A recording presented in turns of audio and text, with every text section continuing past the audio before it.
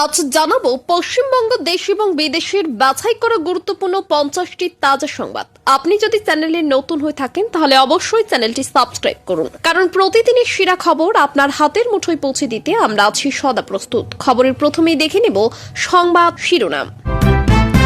শারীরিক হেনস্থার অভিযোগে তৃণমূল নেতার বিরুদ্ধে বিজেপির বিক্ষোভ, ভাইরাল অডিও ক্লিপ পোস্ট করে অভিযোগ শুভেন্দুর। এসআইআর প্রক্রিয়ায় কমিশনের মাস্টার স্ট্রোক, 7 আধিকারিককে সাসপেন্ড করে রাজ্যকে চিঠি। কমিশনের সার্জিক্যাল স্ট্রাইক, একযোগে সাসপেন্ড 7 সরকারি আধিকারিক, রাজ্যকে তুলোধনা শুভেন্দুর। বাংলায় লক্ষ লক্ষ বেকার, 1.5 দিনেই ভাতার ফর্মে উপচে পড়ছে বাক্স, জেলাওয়ারির সংখ্যা এই রকম। যুবসাথী প্রকল্পের টাকা পাবে না মেয়েরা, বিভ্রান্তি দূর করলেও নবান্ন, জানুন 1500 টাকা কিভাবে পাবেন। দাউ দাউ করে জ্বলছে আগুন, কালো ধোঁয়ায় দমবন্ধ পরিস্থিতি, রাজস্থানে ঝলসে মৃত 8 শ্রমিকের তোলপাড়। এমনিতেই তো শূন্য, 26-এর আগে সিপিএম এ আরো বড় ধাক্কা, পদত্যাগ করলেন এই হেভিওয়েট। কেন দল ছাড়লেন প্রতীক উত্তর, প্রশ্ন শুনেই তাজ্জব প্রতিক্রিয়া সেলিমের, মুখ খুললেন উষসী সৌরভ পালধীরা। প্রতীক ওর সিপিএম ছাড়তে মুখ খুললেন মীনাক্ষী, কোন দিকে ক্যাপ্টেন, কথা রাখলেন নীতিশ। বিহারে 25 লক্ষ মহিলার অ্যাকাউন্টে ঢুকলো 10,000 টাকা করে। দাদা অধীরকে জিতাতে জান লড়িয়ে দেবেন হুমায়ুন। মমতার বিরুদ্ধেও প্রার্থী দেওয়ার হুঙ্কার জনতা উন্নয়ন পার্টির। ভোটে ওপারের জামাতরা তৃণমূল হুমায়ুন কবিরদের সাহায্য করবে। 26-এর নির্বাচনের আগে চাঞ্চল্যকর অভিযোগ শুভেন্দুর। রাম নামেই কি ভোট লুটবে বিজেপি, বঙ্গে মেরুকরণের রাজনীতি নিয়ে তোপ অধীরের। চোর চোরটাদের দল তৃণমূল, ভালো লোক পাবে কোথায়, কোর কমিটিতে জ্যোতিপ্রিয় জায়গা পেতেই গর্জে উঠলেন অধীর। সংখ্যালঘুদের দোকান ভাঙচুর জুলুম, বাংলাদেশের 3 নেতাকে শোকজ করল বিএনপি, 2 জনকে সাসপেন্ড। চলন্ত গাড়ির উপর ভেঙে পড়ল 40 কুইন্টালের পোল, মর্মান্তিক দুর্ঘটনায় মৃত বড় নেতা। রাজস্থানে বেআইনি বাজি কারখানায় বিস্ফোরণ, 8 শ্রমিকের মৃত্যু। সেলিম শতরূপদের জন্য খাপ খাওয়াতে পারছি না বলে সিপিএম ছাড়লেন প্রতীকুর। শক্তি কেন্দ্র থেকে বুথ বাংলা জুড়ে বিজেপির স্ট্রিক কর্নার মিটিং, ব্যাপক জনসংযোগে অভিযান গেরুয়া শিবির। 18 তারিখের মধ্যেই বামেদের আসন রফা, দাবি সেলিমের। আইএসএফ নিয়ে মুখ খুললেও হুমায়ুনকে উপেক্ষা। খুনিকে জামাইয়াদর করছে পুলিশ, ধৃত তৃণমূল কাউন্সিলরের বিরুদ্ধে হাইকোর্টে অর্জুন সিং। সিপিএম নয়, ব্যক্তি সেলিমকে এমএলএ করে আনতে সমর্থন করব, বড় দাবি হুমায়ুনের। মল্লিক বাজারে বৈঠকে জেইউপি, এমআইএম সহ একাধিক দল, উঠল হুমায়ুনের বাবরি মসজিদের প্রসঙ্গ, কোন পথে সম্ভাব্য জোট। সিপিএম কে শূন্য থেকে মহাশূন্যে পাঠাবো, বামের সঙ্গে জোটে না হুমায়ুন কবিরের। সততার প্রতীক থেকে দুর্নীতির প্রতীক, সাংবাদিক বৈঠকে মুখ্যমন্ত্রীকে কটাক্ষ হুমায়ুন কবিরের। শেষ পর্যন্ত মিমের সঙ্গে জোট করে লড়ছেন হুমায়ুন, ছিটকে গেল সিপিএম, মেগা বৈঠক ঘিরে জল্পনা। অভিষেকের উদ্যোগে নন্দীগ্রামে বিনামূল্যে ছানি অপারেশন। বিকাশ ভবনে থালাবাটি মিছিল, ডিএলইএড, চাকরি প্রার্থীদের বিক্ষোভে স্থলটিলেকে তুলকালাম। 26-এর ভোটে জামাত কালেকশন, শুভেন্দুর নিশানায় হুমায়ুন কবির, তোলপাড় রাজ্য রাজনীতি। হঠাৎ মায়াপুরে অমিত শাহ, আরতি থেকে স্পেশাল মিটিং, বুধবার হাই ভোল্টেজ সফরে কাব্যের নদিয়া। করা হলো প্রশাসন, এই ভুলে বাতিল হচ্ছে হাজার হাজার অ্যাকাউন্ট, মার্চে ঢুকবে না লক্ষ্মীর ভান্ডার। যুবসাথীর টাকা পাবেন না যদি আপনার এই তালিকায় নাম থাকে। বঙ্গ নির্বাচনের আগে বাম শিবিরে বড় ধাক্কা, সেলিমের মন্তব্যে তোলপাড় রাজ্য রাজনীতি। আমাকে খুনের প্রাক্তন বিধায়ক ভিক্টরের বিরুদ্ধে বিস্ফোরক অভিযোগ স্ত্রীর। নির্বাচনের আগে কংগ্রেস ছাড়লেন প্রবীণ নেতা, যোগ দেবেন বিজেপিতে, শুরু জল্পনা। এসআইআর হিয়ারিং এর শেষ বেলায় কমিশন জানালো বড় কথা, বাদ যাচ্ছে এদের নাম। রাতের অন্ধকারে ভারতের জলসীমায় কোস্ট গার্ডের হাতে গ্রেপ্তার 28 বাংলাদেশি মৎস্যজীবী।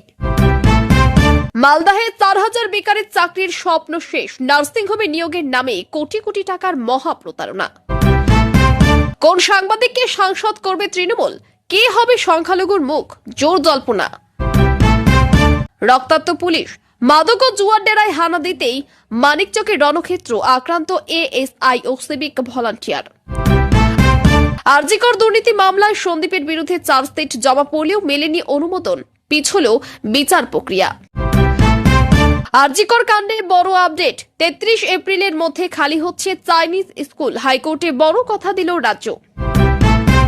ভোটের মুখে ধুমধুমার বিকাশ ভবন অভিযানে ফের থালা হাতে সরব টেট চাকরি প্রার্থীরা। নির্বাচনের আগে তৃণমূলে বড় ভাঙন, পূর্বস্থলীতে হুমায়ুন কবিরের সঙ্গে যোগ প্রায় ২০০ পরিবারের। শহরের দুই প্রান্তে অগ্নিকাণ্ড, কসবায় আগুনে ঝলসে মৃত বৃদ্ধার, টলিউডে বহুতলে আগুন। পেটে ঘুষি মেরে গর্ভপাত থেকে লক্ষ লক্ষ টাকার প্রতারণা, ভিক্টরের বিরুদ্ধে সরব স্ত্রী। মমতা সরকারকে রুখতে বিজেপির মেগা প্ল্যান, রথযাত্রা ও ব্রিগেড সমাবেশের প্রস্তুতি তুঙ্গে। চাকরি দেওয়ার নাম করে কোটি কোটি টাকার প্রতারণা, মাথায় হাত বেকার যুবক যুবতীদের। সল্টলেকে থালাবাটি হাতে ধুমধুমার বিক্ষোভ ডিএলএড চাকরি প্রার্থীদের, প্রাথমিক পর্ষদ সভাপতিকে চরম হুঁশিয়ারি। জামাতকে ভোট দিচ্ছেন স্ত্রী, রাগের মাথায় তালাক দিলেন বিএনপি নেতা, পরে লোক লাগিয়ে। ফের বাংলাদেশে অশান্তি, নারায়ণগঞ্জে বিএনপির পার্টি অফিসে আগুন ভাঙচুর। বিদায় নিচ্ছে শীত, আর কতদিন স্থায়ী হবে এই শিরশিরানি, জানুন আলিপুর আবহাওয়া দপ্তরের লেটেস্ট আপডেট।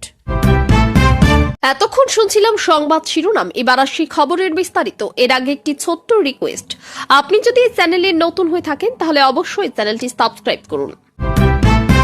এক মহিলা জনপ্রতিনিধিকে শারীরিকভাবে হেনস্থার অভিযোগ ঘিরে রাজ্যের রাজনৈতিক পরিস্থিতি উত্তপ্ত হয়ে উঠেছে। এই ঘটনাকে সামনে রেখে বিজেপির বিভিন্ন এলাকায় বিক্ষোভ কর্মসূচি পালন করছে।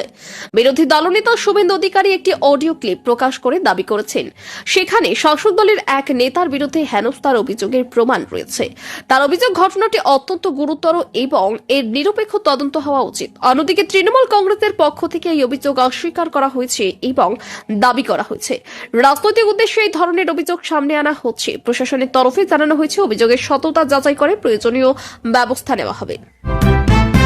ভোটার তালিকার বিশেষ পর্যালোচনা প্রক্রিয়া চলাকালীন বড় পদক্ষেপ নিয়েছে নির্বাচন কমিশন। অভিযোগের ভিত্তিতে একযোগে 7 জন সরকারি আধিকারিককে সাসপেন্ড করা হয়েছে।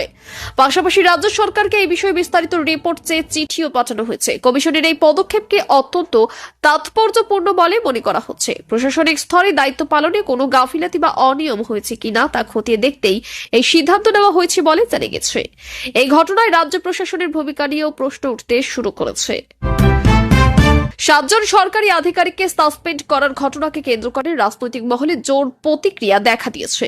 বিরোধী দলনেতা শুভেন্দু অধিকারী এই ঘটনাকে কমিশনের বড় পদক্ষেপ বলে উল্লেখ করেছেন। তার দাবি, ভোটার তালিকা সংশোধনের ক্ষেত্রে গুরুতর অনিয়ম হয়েছে এবং কমিশনের এই পদক্ষেপ সেই অনিয়মেরই প্রমাণ। তিনি আরো বলেন, এর ফলে নির্বাচন প্রক্রিয়া স্বচ্ছ নিয়ে যে প্রশ্ন উঠেছিল তার গুরুত্ব স্পষ্ট হয়েছে।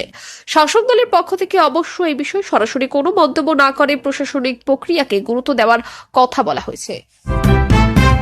রাজ্যে বেকার ভাতার আবেদন প্রক্রিয়া শুরু হতে বিপুল সংখ্যক আবেদন জমা পড়েছে। মাত্র 1.5 দিনের মধ্যে বিভিন্ন জেলার সংগ্রহ বাক্সে অসংখ্য ফর্ম জমা পড়েছে বলে প্রশাসনিক সূত্রে জানা গেছে। বহু বেকার যুবক যুবতী এই প্রকল্পে আবেদন করে আর্থিক সহায়তা পাওয়ার আশায় রয়েছেন।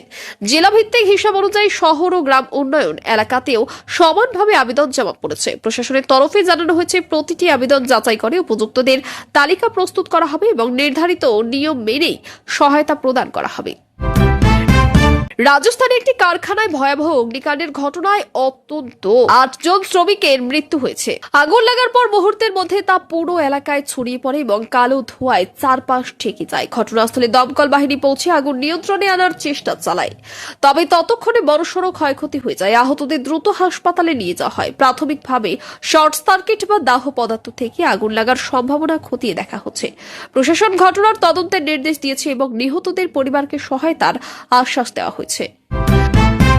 নির্বাচনকে সামনে রেখে বাম শিবিরে নতুন করে ধাক্কার খবর সামনে এসেছে। দলের এক গুরুত্বপূর্ণ নেতা পদত্যাগ করেছেন বলে জানা গেছে। তার এই পদত্যাগে সংগঠনের ভিত আরো দুর্বল হতে পারে বলে রাজনৈতিক মহলের একাংশ মনে করেছে। দীর্ঘদিন ধরে দলের সঙ্গে যুক্ত থাকায় নেতার হঠাৎ পদত্যাগ ঘিরে নানা জল্পনা তৈরি হয়েছে। দলের পক্ষ থেকে বিষয়টি নিয়ে আনুষ্ঠানিক প্রতিক্রিয়া সীমিত রাখা হলেও অভ্যন্তরীণ অস্বস্তির ইঙ্গিত পাওয়া যাচ্ছে। বিহার সরকার মহিলাদের আর্থিকভাবে স্বনির্ভর করতে বড় উদ্যোগ নিয়েছে। রাজ্যের প্রায় 25 লক্ষ মহিলার ব্যাংক অ্যাকাউন্টে সরাসরি 10,000 টাকা করে পাঠানো হয়েছে। মুখ্যমন্ত্রী নীতিশ কুমার জানিয়েছেন, মহিলাদের আর্থিক সুরক্ষা ও ক্ষমতায়নের লক্ষ্যে এই পদক্ষেপ নেওয়া হয়েছে। এই অর্থ পেয়ে উপকৃত মহিলারা বিভিন্ন প্রয়োজনীয় কাজে তা ব্যবহার করতে পারবেন। প্রশাসনের দাবি, এই প্রকল্পের মাধ্যমে রাজ্যের বহু পরিবার আর্থিকভাবে উপকৃত হবে এবং মহিলাদের সামাজিক অবস্থান আরও শক্তিশালী হবে। জনতা উন্নয়ন পার্টির নেতা হুমায়ুন কবির কংগ্রেস নেতা অধীর রঞ্জন চৌধুরীকে সমর্থন জানিয়ে বড় রাজনৈতিক বার্তা দিয়েছে। তিনি প্রকাশ্যে জানিয়েছেন, অধীরকে জেতাতে তিনি সর্বশক্তি দিয়ে লড়াই করবেন এবং প্রয়োজনে নিজের দলীয় শক্তি সম্পূর্ণভাবে কাজে লাগাবেন। একই সঙ্গে তিনি মুখ্যমন্ত্রী মমতা বন্দ্যোপাধ্যায়ের বিরুদ্ধেও প্রার্থী দেওয়ার হুঁশিয়ারি দিয়েছেন। তার এই ঘোষণায় রাজ্যের রাজনৈতিক মহলে নতুন সমীকরণের ইঙ্গিত মিলেছে। রাজনৈতিক বিশ্লেষকদের মতে এই ধরনের অবস্থান আগামী নির্বাচনে বিরোধী ভোটে প্রভাব ফেলতে পারে এবং নতুন জোট বা সমর্থনের সম্ভাবনাও তৈরি করতে পারে। বিরোধী দলনেতা শুভেন্দু অধিকারী আসন্ন নির্বাচনকে সামনে রেখে গুরুতর অভিযোগ তুলছেন। তিনি দাবি করেছেন, সীমান্তের ওপারের কিছু সংগঠন রাজ্যের নির্দিষ্ট রাজনৈতিক দল ও নেতাদের সাহায্য করতে পারে। তার বক্তব্য ঘিরে রাজনৈতিক মহলে তীব্র বিতর্ক শুরু হয়েছে। শাসক দলের পক্ষ থেকে এই অভিযোগ সম্পূর্ণ ভিত্তিহীন বলে দাবি করা হয়েছে এবং বলা হয়েছে, এই ধরনের মন্তব্য শুধুমাত্র রাজনৈতিক উদ্দেশ্যেই করা হচ্ছে। প্রশাসনের পক্ষ থেকে জানানো হয়েছে, নির্বাচনকে ঘিরে নিরাপত্তা ও নজরদারি বাড়ানো হবে যাতে কোনো অবাঞ্ছিত পরিস্থিতি তৈরি না হয়। তৃণমূল কংগ্রেসের কোর কমিটিতে জ্যোতিপ্রিয় মল্লিকের অন্তর্ভুক্তি নিয়ে করা প্রতিক্রিয়া জানিয়েছেন কংগ্রেস নেতা অধীর রঞ্জন চৌধুরী। তিনি তৃণমূলকে তীব্র ভাষায় আক্রমণ করে বলেন, দুর্নীতির অভিযোগে নাম জড়ানো ব্যক্তিদের দলে গুরুত্বপূর্ণ পদ দেওয়া হচ্ছে। তাই এই মন্তব্যকে কেন্দ্র করে রাজনৈতিক মহলে নতুন করে উত্তেজনা তৈরি হয়েছে। তৃণমূল কংগ্রেসের পক্ষ থেকে পাল্টা জানানো হয়েছে, দলের অভ্যন্তরীণ সিদ্ধান্ত নিয়ে বিরোধীদের মন্তব্যের কোনো গুরুত্ব নেই এবং দল নিজের নীতি অনুযায়ী সিদ্ধান্ত নেয়। বাংলাদেশের সংখ্যালঘু দোকান ভাঙচুর ও হেনস্থার অভিযোগ ঘিরে রাজনৈতিক পরিস্থিতি উত্তপ্ত হয়ে উঠেছে। এই ঘটনায় দায়িত্বে গাফিলতির অভিযোগ বিএনপি 3 জন নেতাকে শোকজ নোটিশ পাঠিয়েছে এবং তাদের মধ্যে 2 জনকে সাময়িকভাবে সাসপেন্ড করা হয়েছে। দলের পক্ষ থেকে জানানো হয়েছে, এই ধরনের ঘটনায় দলের ভাবমূর্তি ক্ষতিগ্রস্ত হয়েছে এবং কঠোর ব্যবস্থা নেওয়া হবে। প্রশাসনের পক্ষ থেকেও ঘটনার তদন্ত শুরু হয়েছে এবং দোষীদের বিরুদ্ধে আইনানুগ ব্যবস্থা নেওয়ার কথা বলা হয়েছে।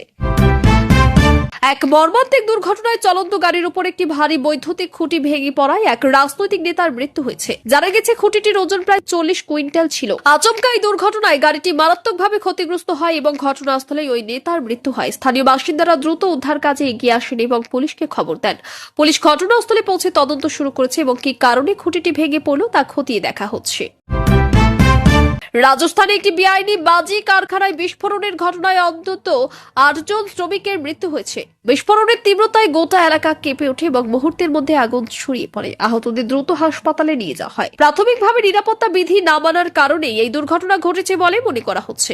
প্রশাসনের পক্ষ থেকে ঘটনার তদন্তের নির্দেশ দেওয়া হয়েছে এবং বেআইনি কারখানার বিরুদ্ধে কঠোর ব্যবস্থা নেওয়ার আশ্বাস দেওয়া হয়েছে। আসন্ন নির্বাচনকে সামনে রেখে বিজেপির রাজ্য জুড়ে ব্যাপক জনসংযোগ কর্মসূচি শুরু হয়েছে। শক্তি কেন্দ্র থেকে বুথ স্তর পর্যন্ত বিভিন্ন এলাকায় স্ট্রিট কর্নার মিটিং আয়োজন করা হচ্ছে। দলীয় নেতারা সরাসরি সাধারণ মানুষের সঙ্গে যোগাযোগ করে সরকারের বিরুদ্ধে নিজেদের বক্তব্য তুলে ধরেছেন এবং সমর্থন চাওয়ার চেষ্টা করছেন। এই কর্মসূচির মাধ্যমে সংগঠনকে আরো শক্তিশালী করা এবং ভোটের আগে জনমত নিজেদের পক্ষে আনার লক্ষ্য নেওয়া হয়েছে। রাজনৈতিক মহলের মতে এই ধরনের কর্মসূচি নির্বাচনের আগে গুরুত্বপূর্ণ ভূমিকা পালন করতে পারে। জনতা উন্নয়ন পার্টির নেতা হুমায়ুন কবির একটি তাৎপর্যপূর্ণ মন্তব্য করে নতুন জল্পনা সৃষ্টি করেছেন। তিনি জানিয়েছেন, দলগতভাবে নয় ব্যক্তিগতভাবে মোহাম্মদ সেলিমকে বিধায়ক হিসেবে জয়ী করতে তিনি সমর্থন জানাতে পারেন। তার বক্তব্য, ব্যক্তি হিসেবে সেলিমের প্রতি তার আস্থা রয়েছে। এই মন্তব্যের পর রাজনৈতিক মহলে নানা প্রশ্ন উঠতে শুরু করেছে। বিশেষ করে বিরোধী রাজনীতিতে সম্ভাব্য সমর্থন ও সমীকরণ নিয়ে নতুন করে আলোচনা শুরু হয়েছে। কলকাতার মল্লিক বাজার এলাকায় একটি বৈঠকে জনতার উন্নয়ন পার্টি, এমআইএম এবং আরো কয়েকটি দলের প্রতিনিধিরা উপস্থিত ছিলেন। এই বৈঠকে সম্ভাব্য জোট নিয়ে আলোচনা হয়েছে বলে জানা গেছে। বৈঠকে হুমায়ুন কবির বাবরি মসজিদের প্রসঙ্গ উল্লেখ করেন, যা রাজনৈতিকভাবে তাৎপর্যপূর্ণ বলে মনে করা হচ্ছে। বৈঠকের পর রাজনৈতিক মহলে জোর জল্পনা শুরু হয়েছে। এই দলগুলি ভবিষ্যতে কোনো জোট গঠন করতে পারে কিনা, যদিও আনুষ্ঠানিকভাবে কোনো চূড়ান্ত সিদ্ধান্ত ঘোষণা করা হয়নি। সল্টলেকের বিকাশ ভবনের সামনে ডিএলএড চাকরি প্রার্থীরা বিক্ষোভে সামিল হয়, পরিস্থিতি উত্তপ্ত করে তোলে। চাকরির দাবিতে তারা থালা বাটি বাজিয়ে প্রতিবাদ জানান এবং দ্রুত নিয়োগের দাবি তোলেন। দীর্ঘদিন ধরে নিয়োগ প্রক্রিয়া সম্পূর্ণ না হওয়ায় তাদের মধ্যে ক্ষোভ বাড়ছে বলে জানান বিক্ষোভকারীরা। পুলিশ ঘটনাস্থলে পৌঁছে পরিস্থিতি নিয়ন্ত্রণে আনে। বিক্ষোভকারীদের দাবি, তাদের যোগ্যতা থাকা সত্ত্বেও চাকরি না পাওয়ায় ভবিষ্যৎ অনিশ্চিত হয়ে পড়েছে। কেন্দ্রীয় স্বরাষ্ট্রমন্ত্রী অমিত শাহর হঠাৎ মায়াপুর সফরকে ঘিরে রাজনৈতিক উত্তেজনা তৈরি হয়েছে। জানা গেছে তিনি ধর্মীয় অনুষ্ঠানে অংশ নেওয়ার পাশাপাশি একটি বিশেষ বৈঠকেও যোগ দেবেন। এই সফরকে অত্যন্ত গুরুত্বপূর্ণ বলে মনে করা হচ্ছে, কারণ নির্বাচনের আগে এই সফর রাজনৈতিক দিক থেকেও তাৎপর্যপূর্ণ হতে পারে। স্থানীয় প্রশাসন সফরকে কেন্দ্র করে নিরাপত্তার ব্যবস্থা জোরদার করেছে। রাজনৈতিক মহলের মতে সফরের মাধ্যমে গুরুত্বপূর্ণ সাংগঠনিক বার্তা দেওয়া হতে পারে। বাংলাদেশে ফের রাজনৈতিক অশান্তির ঘটনা সামনে এসেছে। নারায়ণগঞ্জ এলাকায় বিএনপির একটি দলীয় কার্যালয়ে হামলা চালানো হয়েছে বলে অভিযোগ। হামলায় অফিসে ভাঙচুর ও আগুন লাগানোর ঘটনাও ঘটে। এই ঘটনায় এলাকায় উত্তেজনা ছড়িয়ে পড়ে। দলের পক্ষ থেকে এই ঘটনায় তীব্র নিন্দা করা হয়েছে এবং দোষীদের বিরুদ্ধে কঠোর ব্যবস্থা নেওয়ার দাবি জানানো হয়েছে। প্রশাসনের পক্ষ থেকে পরিস্থিতি নিয়ন্ত্রণে আনার চেষ্টা চলছে। রাজ্যে ধীরে ধীরে শীতের প্রভাব কমতে শুরু করেছে বলে জানিয়েছে আবহাওয়া দপ্তর। আলিপুর আবহাওয়া দপ্তরের পূর্বাভাস অনুযায়ী আগামী কয়েকদিনের মধ্যে তাপমাত্রা আরো বাড়তে পারে এবং শীত বিদায় নেবে। সকলের দিকে হালকা ঠান্ডা অনুভূত হলেও দিনের বেলায় তাপমাত্রা স্বাভাবিকের কাছাকাছি থাকবে। আবহাওয়ার এই পরিবর্তনের ফলে বসন্তের আবহ তৈরি হবে বলে মনে করা হচ্ছে। বিশেষজ্ঞদের মতে আবহাওয়ার এই পরিবর্তন স্বাভাবিক ঋতুচক্রেরই অংশ।